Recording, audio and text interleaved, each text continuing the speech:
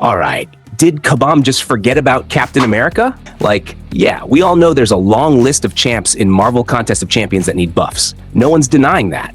But Captain freaking America? This man is literally the face of Marvel, and he's been sitting there in the corner, watching Iron Man get a shiny new buff. And don't get me wrong, I'm hyped for Iron Man, finally. Dude was garbage tier for years, and now he's actually playable. That's great. But Cap? Still mid. Still stuck with the meh animations, basic utility, and zero hype.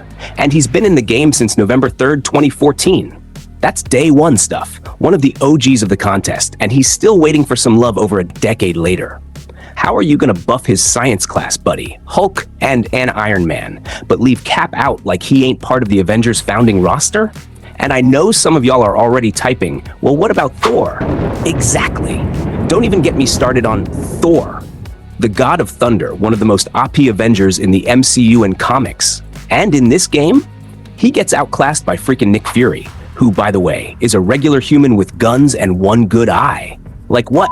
Kate Bishop, who had one Disney Plus show and no superpowers, is hitting like a god-tier champ. But Thor, who can call down lightning, tank hits from the Hulk, and fight aliens? Nah, give him a C-tier rating and call it a day. Kabam logic. And now they're out here buffing Patriot? Be honest, how many of y'all even knew who Patriot was before this game?